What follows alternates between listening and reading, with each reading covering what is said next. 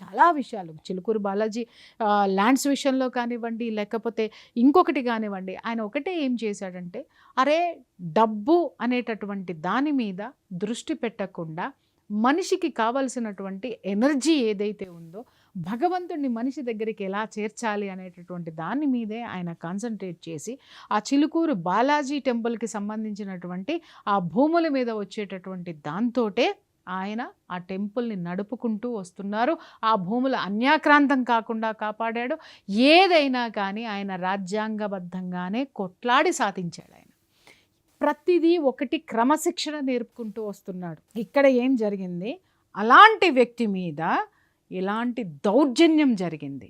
ఆయన ఫైట్ ప్రతి ఒక్క విషయంలో ఎలా ఉందండి, ప్రజల్లోకి చొచ్చుకుని వెళ్ళటం కానివ్వండి, ప్రజలకి ఎడ్యుకేట్ చేయటం కానివ్వండి.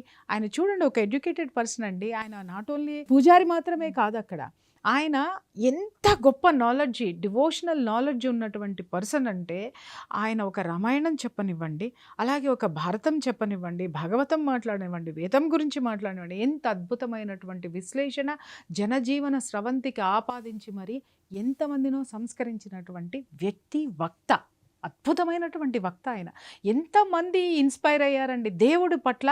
ఆయన మౌలు ఎంతమందిని అదేంటి దైవభక్తి వైపుకి, దేవుడి వైపు మళ్ళించినటువంటి ఆ వ్యక్తిని ఒక మూర్ఘుడు వచ్చి వాడు ఒక 4 పద్యాలు చదివి 2 రాగాలు తీసి ఒక 20 మందిని వేసుకుని వెళ్ళిపోయి ఆయన మీద దాడి చేసి దౌర్జన్యం చేసి అక్కడ చెప్పినటువంటిది ఏంటి అనంటే, నీ దగ్గరికి చూడండి, ఆయన కొట్లాడిందంతా భగవంతుడి సొమ్ము భగవంతుడికే చెందాలి అని ఆయన కొట్లాడితే, భగవంతుడి దగ్గరకు వచ్చిన సొమ్మున్నాళ్ళని నాకివ్వు అని చెప్పి ఒక దౌర్జన్యం చేసినటువంటి ఒక వ్యక్తి అక్కడికి వెళ్ళి దౌర్జన్యం చేసి, నిజం చెప్తున్నాను కదండి, మేము వెళ్ళి చూసినప్పుడు ఆయన ఇలా వణికిపోయినారు.